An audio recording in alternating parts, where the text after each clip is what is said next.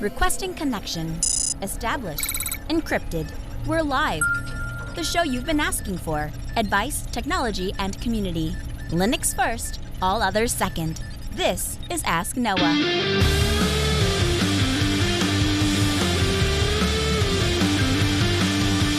Live from Altispeed Technologies, the Ask Noah show starts right now. This is the show where we came to do all the things on Linux they said couldn't be done and take your questions on how to do the same. The phone lines are open this hour to be a part of the program. It is a free call, 1-855-450-NOAH. That's 1-855-450-6624, or send an email to live@asknoahshow.com. My name is Noah Chalaya. I am your host, delighted to be here with you as another episode of the Ask Noah Show kicks off this hour. Joining me, my co-host, Mr. Steve Owens. Welcome in, sir. You know, it's unusually warm today. Are you having this up in North Dakota, or did we just get a pocket of warm down here? Like, I feel like when you just came out of They Are Hurting My Face, like, it was to the point where I was explaining to my children what extreme cold weather gear is and how it can cause body parts to freeze off of you if you're exposed for too long. And like, we're just a week out of that, Steve, and I'm not sure I'm at a place where I can really accept unusually warm. It's going to be a while. I'm still bone chilled from last week is what I'm trying to tell you. And so if that alleviates in any way, shape, or form, maybe around June or July, I might start to thaw and start to believe that I'm unusually warm right now.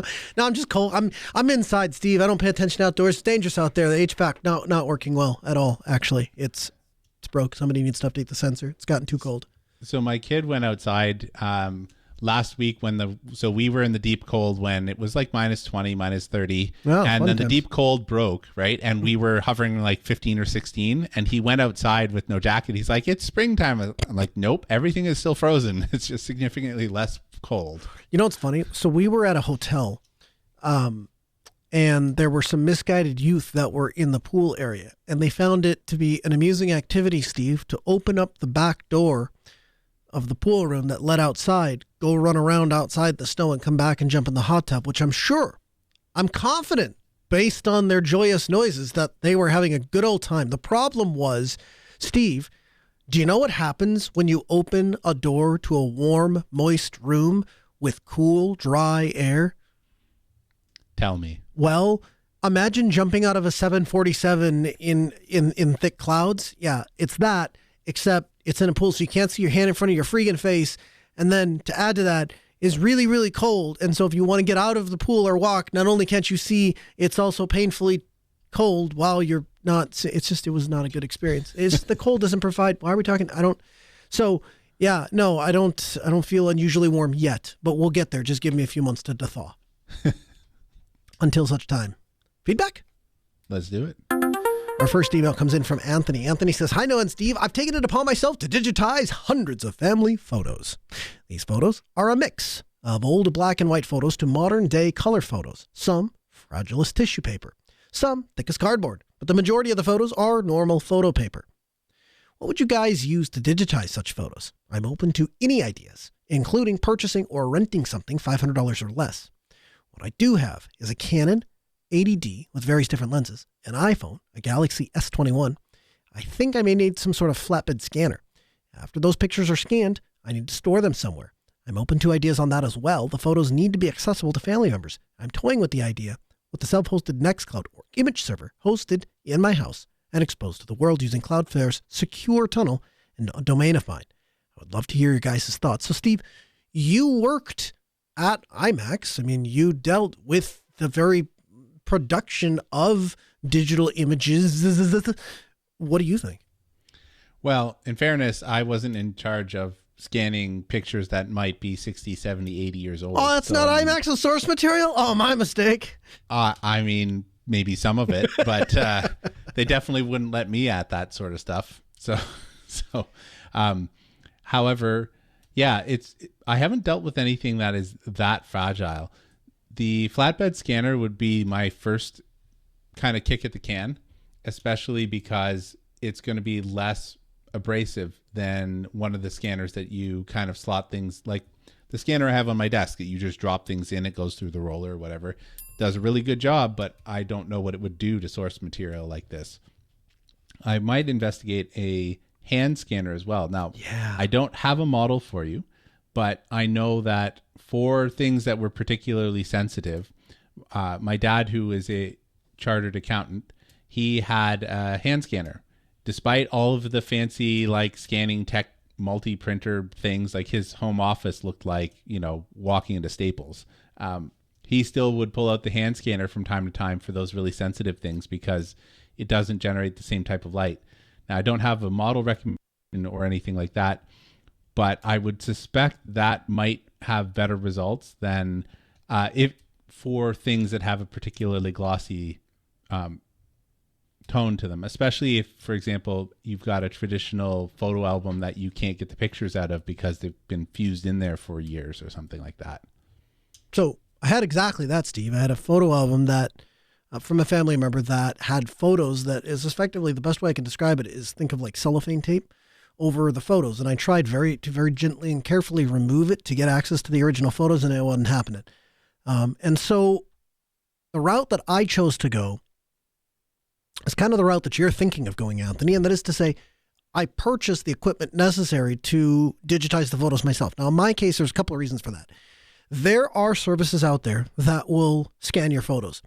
The problem is, if I'm going to pay a place to scan my photos, it's particularly if they hold a tremendous amount of high sentimental value, which in my case, my photos did, I want to know what I'm paying for. And when I reached out to some of these companies, I'm like, hey, what equipment are you using? Now, if I'm a service and I know that I have talented, trained artists / technicians that are able to do all of these things, and they have really good equipment that's going to produce the highest quality possible scans, I wouldn't mind saying, well, here's our technique, or here's our thing, or here's what we do, or here's our process, or here's what you're paying for, essentially. What I got is, well, no, you put all the things in here, you give us a flat fee, and then we'll send you JPEGs of them back. And that just really doesn't do it for me for a number of reasons. One is I'm not really interested in a compressible image format. Number two, I think these services oftentimes cater to people that just don't know any better. And so it's a function of, well, I have these cartridges or cassettes that I may not even be able to identify. I'm told that there's videos and or photos on them. I would like to see them in some sort of fashion that I can share on the Face Twitch tube. And so how do I do that? And I think that's where some of these companies make their money. So I started looking into, okay, actual photo labs, what do they use? And I arrived at Epson for their image scanner. They make a high-performance professional image scanner known as the Epson Perfection. The latest version of it is the V850, and it's a professional scanner. Now, new, I think they sell for like $1,300. So it is definitely not something that you're going to pick up, with some spare couch cushions. I did look on eBay because sometimes you said you were looking to get under that $500 price point. And sometimes even if you can't get into something brand new, you can get to something a little bit less expensive. But the cheapest I was able to find one for is like $800 some. Now, that tells me that the scanner's probably a very good scanner because it seems to hold its value. People seem to really like them. And so they're still, even when they're a couple of years old or even when they're used, they're still going for, $1,700. So that's the good side. Now, did I spend $800 or whatever, $1,300? I did not. And here's why. In the end, there's only so high of a resolution of the source image. And so that Epson Perfection scanner will go up to 6,400 DPI. I was more interested in a scanner that was going to work with Linux. And so I looked at the Canon line of scanners, and I found one of their Canon Lide, not exactly sure how to pronounce it. I'll get the exact model to you, but I picked it up used for just a couple $100. And the thing that I liked about it was it worked natively with Linux. What I was looking for with that product was, what is the DPI? Did it go up to that, 6,000? No, it didn't. It had a maximum resolution of 2,400 by 4,800, I think. But what I found was that greatly exceeded the resolution any of the things I was looking to scan. As for your question of a D80, so I would point blank, flat out, I would just stay away from phones because, in part, that they typically will not expose the raw image data, and even when they do, you're dealing with cameras that were designed to be portable, lightweight, and compact, not really designed to have great quality. Now, the 80D is a really good shot, a really good idea. However, there's a little bit more than meets the eye if you want to photograph a photograph.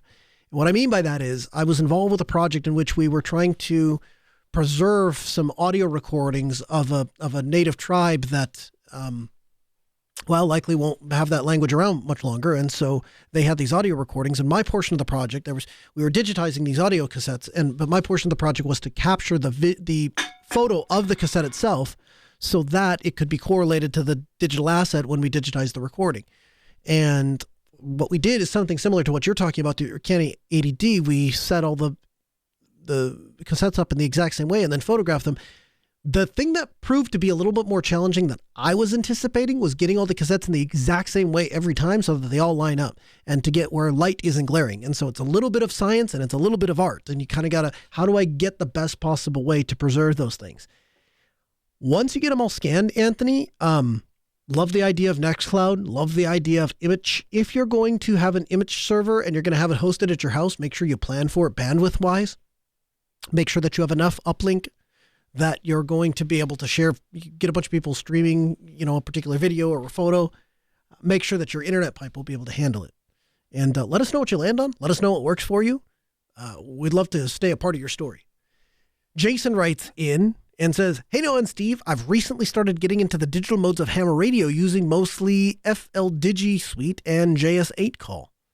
My issue is that my USB ports shift around periodically. It may be TTY USB 0 this day and TTY USB 1 the next. I feel like I'm constantly having to reconfigure my software for the different types of TTY USB. Is there any way to assign a TTY USB to a device like a static IP address? I love the show. Keep up the great work. 73 Jason." So Steve, if you were working with a computer and the computer was constantly shifting its particular device around, how would you pin it? How would you tell it, hey, every time I plug this unique device in, you give me this particular resource name? So I did this a lot when I was playing around with phones, particularly ADB, when I was dabbling with phone development is a gross overstatement of what I was doing. But, trying messing around with the phone, you have the same problem. You plug the phone and you unplug it, whatever, it moves around. You can use UDEV rules in order to make sure that it gets a consistent identification on your system. And then in my case, it was just using that identification in ADB instead of wherever it was bouncing around to. And so basically the idea is you would go get the UUID of the USB device the first time, and then you would tell it, hey, when this UUID is plugged in, always use this, dev TTY USB 0 or USB 5 or, whatever it is you want to use, right? Yeah. Yep. There's lots of tutorials on how the UDEV rule works. And if that fails, just ask your favorite LLM. I'm sure they'll have ideas too. Man, that's becoming a thing too, isn't it? If you want to know how to do a thing or you don't know, or even if you just want a basic overview of a thing, ask the magic bot. It'll tell you. Yeah, beats searching sometimes. Micah writes in and says, "Hey, Noah and Steve, with my company, I write a lot of checks, paychecks, vendor checks, other various types of checks on a consistent basis. Currently, I just write checks by hand, which feels so archaic, and it gets exhausting. I've looked up check printing solutions for Linux, but I don't see much at all, and even less look like I could trust them to do the job without much fuss. Do you have any good suggestions for check printing on Linux? I don't even know what's required to make sure they're properly accepted by the banks that they're deposited in. Thanks so much." Okay, so let's work this question backwards. What is absolutely required to print checks on Linux? Not much. Typically, you're not going to actually print the whole check. Typically, your bank is going to give you checks. If it's a business account, they're almost definitely going to give you checks, and you'll order business checks, and they'll be blank checks. They'll have your routing number and your account number, and then everything else is blank. So what do you absolutely bare bones need for the banks to accept it? Nothing. You can use a Word template. You can use a Word template, and you can fill in the various fields, and the first 50 of them you'll spend getting all the alignment right if you can't just find a template somewhere. But then after that, it's no big deal, and you'll typically make the template to be a full page, which typically has 3 checks or something like that on it, and then every time you want to print a check, you put the template in and you fill it out and you do it. And I will tell you, Altispeed Technologies ran that way for years. We did that with checks and envelopes, and it was just a LibreOffice template that we put in and did the thing. If you want an actual software thing to write checks, I looked at my beloved Invoice Ninja to see if they support writing checks, and while it is requested as a very needed feature, it does not yet actually exist as something that you can do. So unfortunately, much as I hate to suggest this, if you want actual software to write a check on Linux, I'm going to suggest QuickBooks Online. And it's not because I don't believe that Intuit are terrible people who write software specifically to make it easy for the government to audit you. I do believe that Intuit is run by terrible people who make software that is designed to make it easy for the government to audit you. But in this particular case, it is such a cost-effective way to get your business going, insofar as it's like $35 a month to get started. They add payroll on top of that. So if you do decide you want to do payroll through them, they make it really easy. They give you all the forms, all the reports that you have to file out. And when said government agencies come asking for this, that, or the other, there's usually a way to just export it right out of QuickBooks.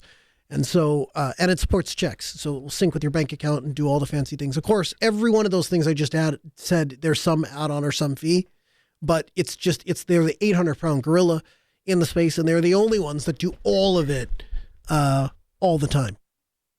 We're getting really, really, really close with Invoice Ninja. We've entirely replaced QuickBooks for doing sales and for doing estimates and for doing not purchasing. We're using something else for that, but we're getting there. We're getting there in the open source world. We're just not quite there yet. Our fourth question comes in from Atypical Kernel. He writes in with actually two questions. First, does the great Home Assistant wizard, aka Steve, use or enable hacks on his Home Assistant instance? Either way, what do you think of it? So, Steve, what is hacks, HACS? Do you have it enabled, and what do you think of it? So hacks is the Home Assistant community store. And yes, I have it enabled. I have, half a dozen things that I pull out of there, from an IPMI tool to Frigate is in there, and a few other things. So, I mean, it does what's on the tin. It was definitely a lot harder to set up back when I first set it up, as opposed to now. The process is quite streamlined. So, yeah, I guess it's kind of akin to having F-Droid on your phone on top of the Play Store. So it works. I haven't had any problems, but I mean, your mileage may vary depending on what you install out of there, because essentially it is just a gatherer for a bunch of Git repos. I'm oversimplifying things, but that's essentially how you use it. You essentially load up a Git repo, just like F-Droid, if you're familiar with that process, and then the software is available to plug into your Home Assistant. I love it. Can you talk a little bit about the IPMI interface? This is something that once you explained it, I was like, oh, okay, well, that makes perfect sense. But I hadn't thought of it until then. And it sounds like that could be really useful to somebody who has a server running in their house. So there's an IPM. If your systems actually have like a BMC, so like a baseboard main control, so something that you can log into a web interface or something like that to turn it on and off and do other types of functionality. Most desktops don't have this, but if you have something like that, you probably know you have it. This addition to Home Assistant does things like it's able to pull the stats out of there, which is fine, right? It gives you your voltage and how hot the CPU is and all the other sort of fun stuff that your BMC might report to you. But the main reason that I use it is to turn the computer on and off so that I don't have to log into the website, or I can do some level of scripting. So like I have a bedtime routine, for example, and I have it set to send the shutdown signal to the host when I've triggered the bedtime routine, because I'm going to bed and it doesn't need to be on. So that's largely, it's about remote control for me. Very cool. His second question, which is actually really a compliment and a question all rolled into one. He says, being a servant of open source has been mentioned several times on this show. How does Steve and Noah balance being a servant of open source with not overextending yourselves and your personal business resources? So Steve, take a crack at that. How, do you think that you overextend yourself, or if you don't, how do you manage not to overextend yourself and still be a steward to the open source community? No, I think that you do. Every choice that you make with your time has an associated cost with it. especially when you have a family or other types of commitments that you have set out. So we do the Ask Noah show every week, and that's at least a couple of hours of time every week, if not more, depending on the level of effort that goes into sometimes there are interviews and all the rest of that sort of stuff. Mm-hmm. That takes away from time that we don't have doing other things. And so that is a level of overextension, and that just is. And we all have to make a choice about what things we find valuable and what things are we going to donate our time to, the one resource we can never get more of. So I classify it as overextending, but at the same time, someone did it for me, and that's how I got a leg up and basically founded my career. So it seems to me a reasonable thing to focus on trying to give back somehow. So I'm inclined to agree with your initial premise that it's not really possible not to overextend yourself. By definition, like you said, if you're spending time, that's it. There is no refund. There is no, you extend a second on to the end or something like that. It's not a thing. So to a degree, there is a sacrifice that you're making, but I would tell you that the sacrifice that you make in service to something you really believe in or service to something you really believe to be true, I find it deeply rewarding to go help people with technical problems. So I had a friend of mine, and there's a pretty significant age gap. He's, I suppose he's in his 60s, maybe early 70s, late 60s, early 70s. And it's an interesting friendship that developed just in, he's kind of who I want to be when I grow up, so to speak. And so we'll get together and have lunch or have coffee, and he'll offer me advice from the standpoint of somebody who just has, a few decades more on this planet than I do. And so a few weeks ago, we're at lunch, and he tells me, "Hey, Noah, I'm having internet installed at my house. I'm going from one ISP to the other. I know what you do for a living. Any chance you could just poke by? I don't really even necessarily know that I need anything. It'd just be good to have you around in case there's a question." Sure, why not? So I go over.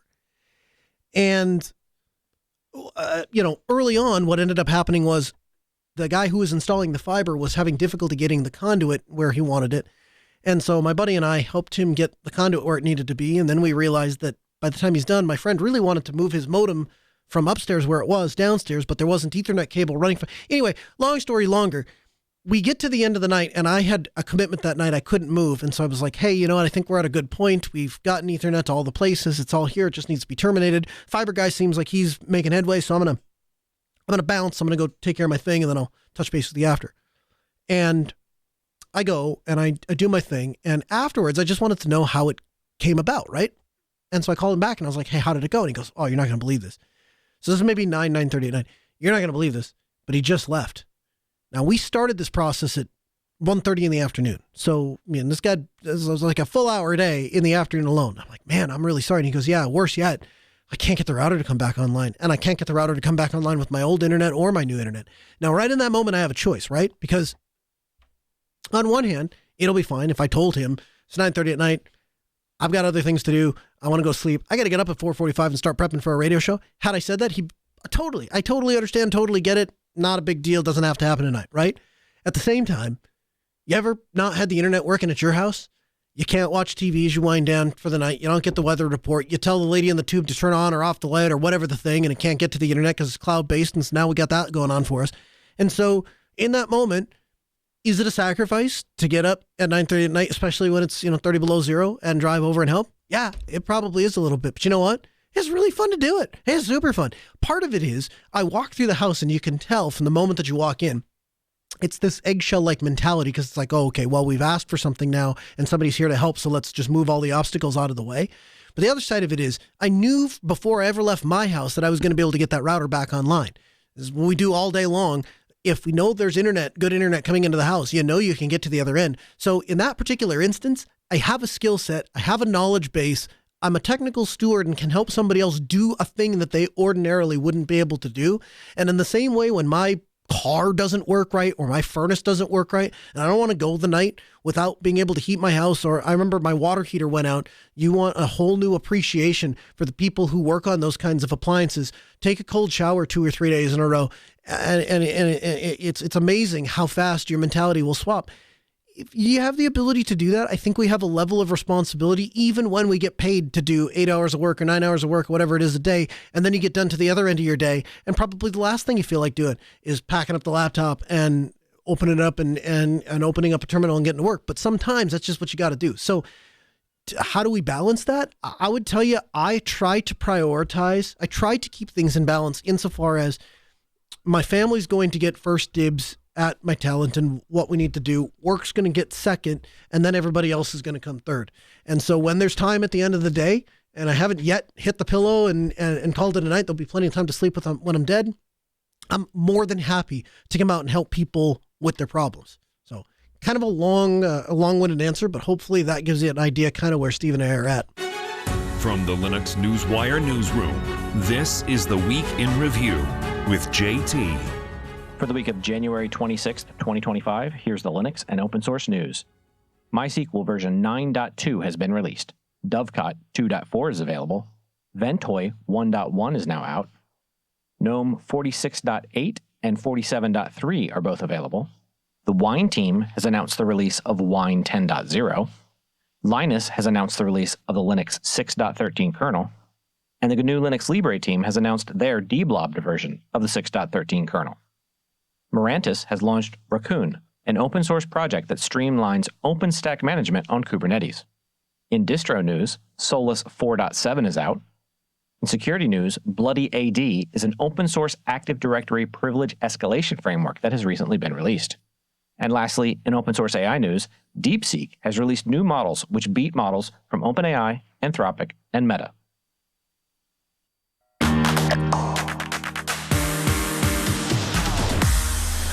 So, Steve, one of the things that caught my attention this week is a CISA alert.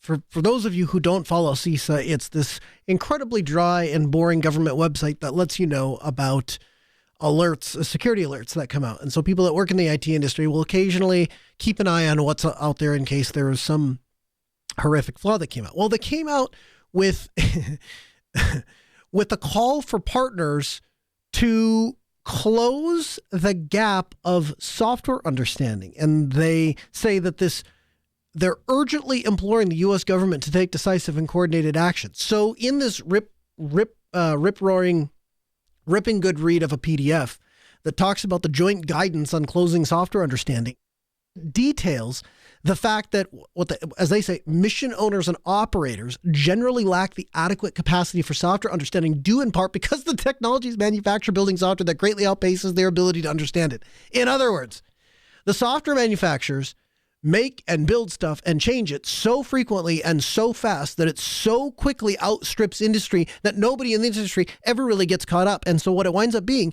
is a bunch of very specific tribal domain knowledge that exists for a little bit until those people quit, retire, move on, and now all of a sudden nobody knows how to do anything. So to combat that, what they've defaulted to having things as least secure as possible, in part because they just need to be able to get the job done. And so it presents itself in all manner of ways. One of the things the CISA report outlines is power grids. And so the fact that you have all of these PLCs that are doing industrial control, and when it started, we needed to be able to remotely access the thing from the other place. And so we put it on the internet and thought, well, it's not a big deal. Who would care about turning on or off servos in a PLC? That's not that exciting. Well, it turns out it is exciting to other countries that have a strategic competitive based strategy, I guess, for trying to race in the technological arms. And so in particular, China has achieved an elevated position through their national policy and their multi-pronged investment in technology over the last decade or so. They're vastly outpacing our ability for innovation. And so the federal government is now calling on these companies to, well, they're calling on companies, they're calling on partners, and they're calling on the government themselves to say, hey, we need to start evaluating some of these threat models, and we've got to start doing stuff to reduce this. Now, Steve, you would say this outstrips even just the 4 or 5 industries that the government is targeting. You would say this week has been a whirlwind of technical change. Well, we just look at all around what has happened in January and probably stretching back to November, we've seen just a swath of technical upsets or things that have surprised people. You know, some things as mundane as Meta kind of moderating their content requirements, to the release of DeepSeek, which has everybody kind of up in a tizzy. That's the AI that was released by the quote unquote open source AI that was released by a Chinese firm that claims to have trained it on just a fraction of what the US has been training their models on. And then you've got things like hiring policies have changed. Like we see different types of initiatives being uprooted for one reason or another, from public companies to universities to the federal government. There's all of this sort of stuff that has happened in terms of just upheaval in general from where the status quo was even 6 months ago. I think it's been quite the change. Turn on a dime is not something that I would normally have used, but I can't think of a better way of putting it. Yeah, I think in general, I like disruptive technology. I like when things change, not because I like change. Change is bad, of course, because change is different.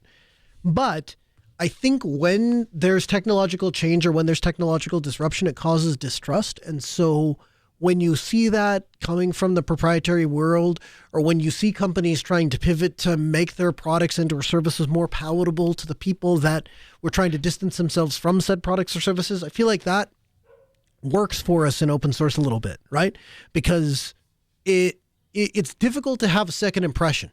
And so you had a first impression, you got burned, you weren't real happy, you started looking elsewhere, you started looking at what else is out there. That's, I think, where you potentially stumble into the open source stuff. Or at least that's the way it worked in the desktop world. I guess we'll see if that works in the, Internet of Cloud Services world? Yeah. Yes. Another thing that caught my attention was Thunderbird. Thunderbird has a new release at 134, and this makes in-app message notifications appear correctly when using dark mode. One of the things that I am really enjoying about Thunderbird, so little backstory for you. I have been using Thunderbird since Thunderbird has been a mail product. I continued to use Thunderbird during the dark years when everybody went to Geary or whatever else, and Thunderbird was not really getting a whole lot of love. And in the recent few years, Mozilla has been kind of doubling down on Thunderbird, and as part of doing that, they've taken over Canine Mail for mobile. So I've been on Thunderbird for desktop all that time. I've recently started working with Thunderbird on mobile, and I have to tell you, I'm blown away. I think it's absolutely fantastic. The thing that excited me about the updated notifications for Thunderbird desktop is they are trying to be this all-in-one stop shop communication thing. So it's going to do email, but they've included Matrix as an instant messaging component of Thunderbird. And so the idea is you could sign into your email, you could send it to your instant messenger, and you've got one communication app that's running, local app that's running on your computer, and lets you get to all of the things. And so if you haven't had a chance to play with Thunderbird, or if you're not currently a Thunderbird user, I'd highly recommend checking out Thunderbird 134. A new graphics card is out from NVIDIA. It's the GeForce RTX 5090. It starts at $2,000 before you factor in some upsells that the companies or partners will increase the price because of the demand. That new GPU, as is pointed out by the writer at ARS Technica, is so expensive that you could build an entire well-spec'd gaming PC with the next fastest GPU for $1,000. And so the idea here is that it is a really, really expensive GPU for people that want the really, really best of the best of the best of the best. Now, as a follow-up to last week, Steve, can you tell me if I was getting into AI or wanted to run models and I wasn't buying NVIDIA's custom ARM computer specifically for running AI, would I be potentially interested in their best graphics card? Yeah, of course you would. I mean, it's got the most amount of memory that is currently available. It is the current fastest GPU. I mean, they added equivalent of 30% for performance and stuff like that just on the raw numbers. It's going to suck down a ton of power. I mean, you can absolutely, and it will use and run AI. I don't know. I hate that term. Machine learning. It will run machine learning workloads quite effectively given the number of CUDA cores on it. Okay. So really, really good card. Really, really worth the money if you want the latest and greatest, the best thing out there. If you're looking for a deal, probably pretty early to go spending money on a 5090. I mean, I wouldn't say that it's a good deal or even that it is the top of the pack, but to call it the best card out there is factually true. However, that is tempered by the fact like you're getting kind of marginal performance gains for the extra $1,000. And so I kind of cringe at the idea that that's, it's the best out there. Yes, that is factually true currently. What would it take you to buy a 5090? What would it take for it to be worth it? Either a work thing that you said, hey, I just have to have it for if I was going to do this thing, or what's a price point to you where you'd say, no, I'm good. Here, that's where I'd snatch that thing up. Well, so I guess I'd have to look at what the use case was. I know that's kind of what you're asking for, but since it's already bordering very close to the box that they put out, I'm unlikely to be able to think my way through buying a 5090 for regular graphics use. Right? That's just not something I could do. Side note, I have a 3060 that was starting to make some very disturbing noises, and I ordered a $15 fan off of eBay, and I tore the thing apart, dusted it down, gooped it all back up, changed the fan, put it back together, and it's significantly better than what it was. So really, I'm still limping along. Yeah, because at the age the 3060 is, like most of the CPU, I'm drawing a blank on the name. The CPU silver that you put on, like the Quicksilver and stuff like that you put on it, has gone, and so that means that the contact between the CPU lid and the heat dispersion unit is less than ideal. Like that's the purpose of it, is you put that paste on there in order to fill in kind of microscopic cracks and stuff like that, so that you get a more solid contact between the CPU, or in this case the GPU, and its heat sink in order to facilitate the better dispersion of heat. When you do that, and you replace that stuff on some kind of frequent basis, and like once every 2 years, you will see an improvement, because it's not going to throttle itself. Like the part of the noise would be the fan was working itself too hard. Just running the desktop, I would hear the fan ramp up. So it solved a plethora of problems. And all that to say is I'm running a 3060 on my desktop, and I can't see forking out $2,000 for something like this anytime ever. Yeah, I mean, well, would that change if your job was in AI, or not so much? No, it wouldn't, because more cost for that use case, I would probably end up going after something else like that. If I was in AI, then I probably would either go with a Quadro or something similar. And here's the reason: there are different drivers that are being used. For example, in the enterprise systems like Kubernetes and stuff like that, they have official support for the Quadro cards and some of these others. Whereas with the desktop cards, you might be able to, and there are some smart people at Red Hat that have got them to work, but it's kind of a little bit hackish, because you essentially have to fake out the system and say, no, this is actually a card that you can use, because it's not looking for a desktop graphics card for that type of interaction. Huh. Interesting stuff. Well, if anybody winds up with a fancy new graphics card, you can let Steve and I know. Wouldn't be on the list. Let me ask you this again. I for me, if I get down and I get 2 years in, 3 years in, 4 years in, and the price drops, then I look and I'm like, okay, well, at the time this came out, I'll remember this was the best card at the time that it came out, and now I'm just waiting for it to drop to a price point I'm willing to pay for. Yeah, I suppose it really depends though, because I'm probably better off. Like if I'm waiting for the top level card, if it's for my desktop and I'm waiting for the top level card to drop to something that I would consider reasonable, I'm probably better off getting the current generation of the 60 series, which is what I kind of track the 60.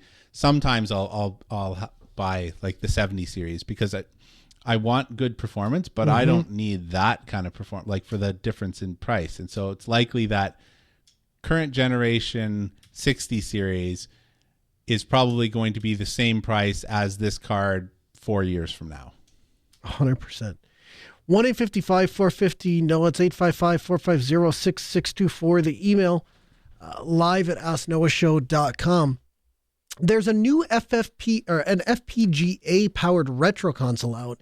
It's imitating the PlayStation. This comes hot on the heels of the FPGA for the N64. And here's the thing that's really exciting about this kind of stuff. So Analog is the company that's bringing this out. And again, they're the ones that brought you the N64 Analog 3D. The thing, Steve, that is so exciting about this to me is the fact that, no matter how good you try to make the emulator, the clock speed is never exactly right because you're trying to emulate hardware that just doesn't exist, it just doesn't work. You're trying to run an N64 game on a computer or a PlayStation game on a computer, and it's just not a perfect thing.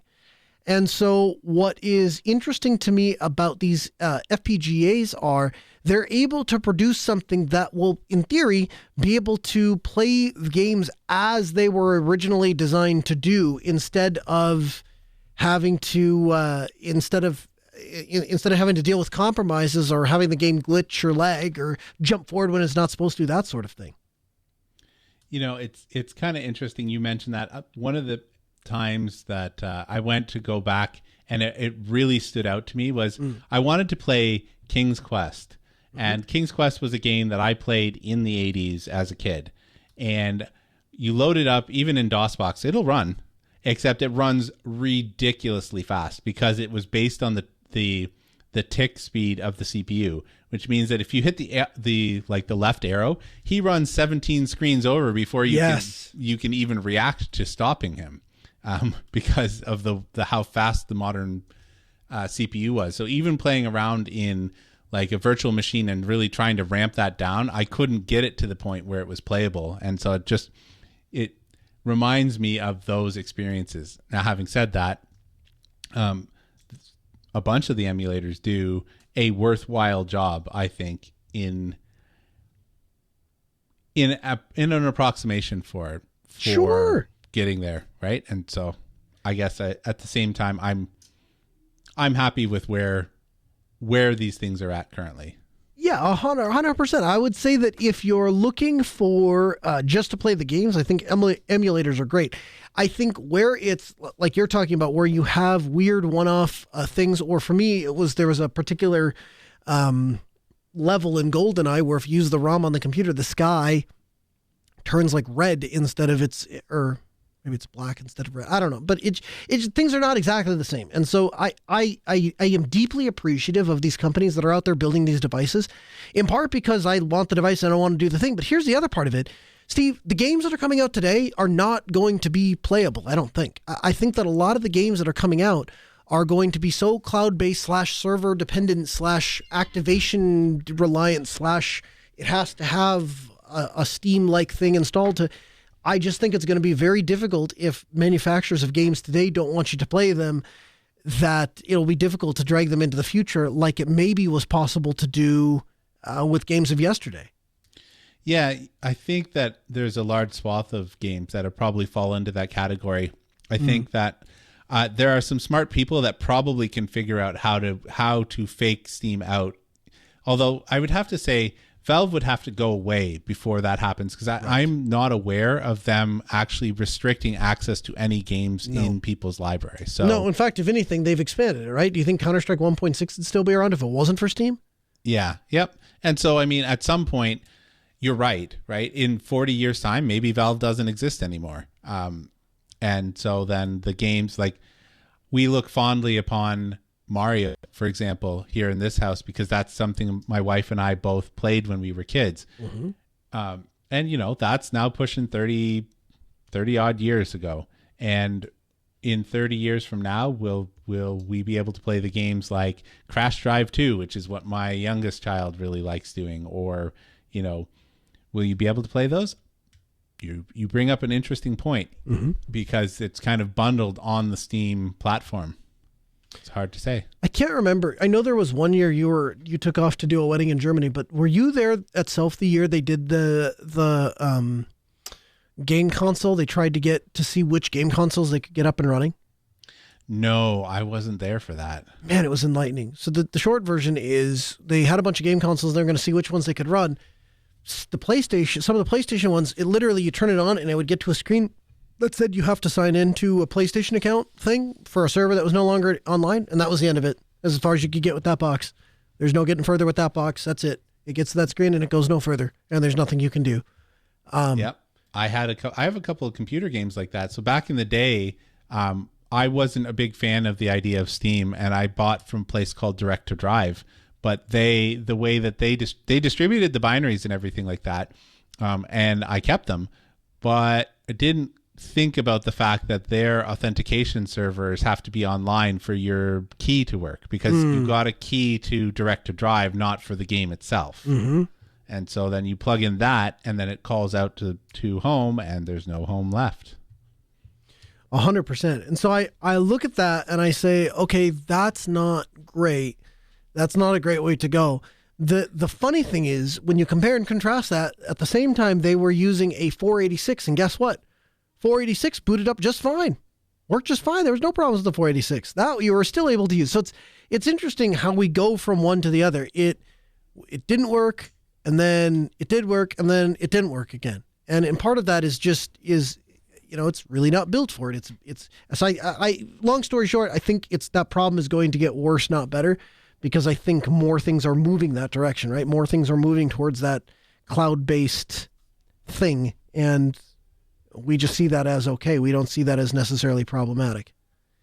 Maybe. I think that the industry as a whole usually does this TikTok cycle where we have a really big push one way, and then turns out it was really, really expensive to host everything on AWS, and then we get a swing back the other way. And so maybe it's possible, right? Because we have that drive now to have the recurring revenue is part of that up and to the right model that everybody is striving for. So it could go that way, I suppose. But at the same time, I think that people sufficiently motivated will be able to figure out, just like we do man-in-the-middle attacks to be able to hijack little IoT devices and stuff like that. I think that people sufficiently motivated would be able to figure that out.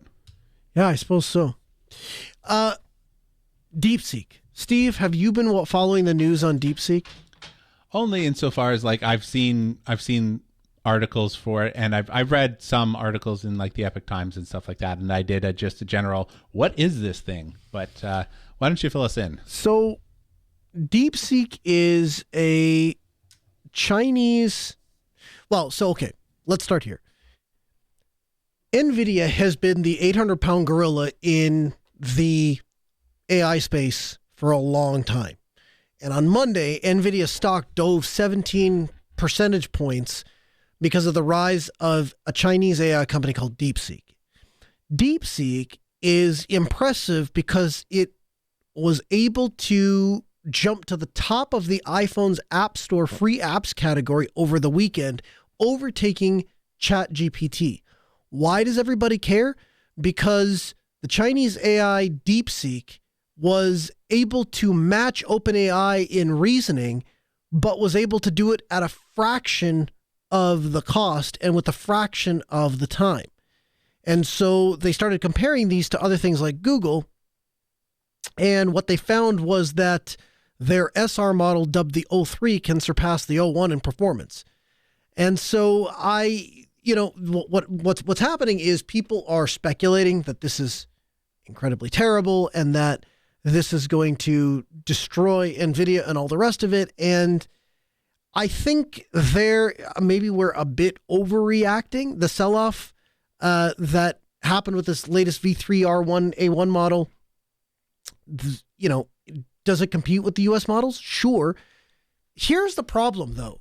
Steve, at a fundamental level, to worry that this Chinese model is going to overtake NVIDIA and all of the US models and all the rest of it, doesn't that assume that there's a fixed amount of consumption available for AI and that it's not going through the roof every single day? And if it is going through the roof every single day, then don't we want a competitive market in which there are many different models and many different things trying to compete and serve this space?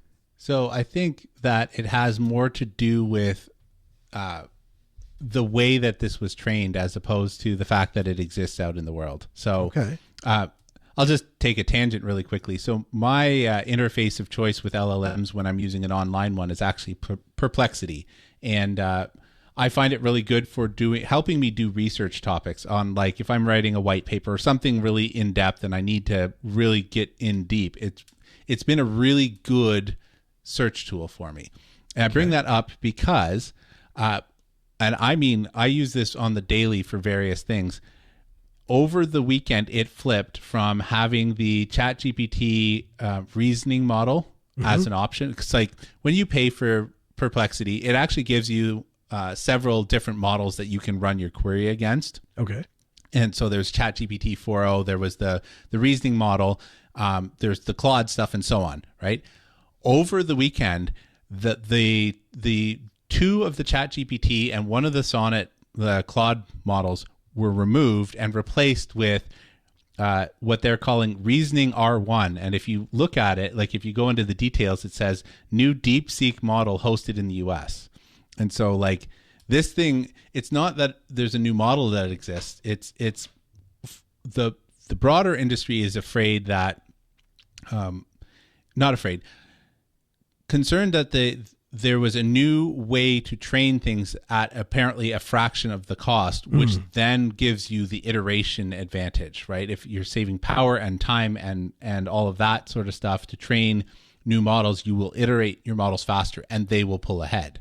And so it's less about the fact that, hey, there's a new model out there for people to try and it came from China and, oh, that's big and scary, although that's probably some of it. It's more about the fact that they've developed, apparently, a technique that it's kind of like if you were crawling on your hands and knees and you thought, hey, you know what? This is the best man's ever going to do when it comes to motion. And somebody just walks past you. You're like, hey, oh man, I just spent all this time crawling and I could have just gotten up and walked, right? Like, I think there's more of that to do.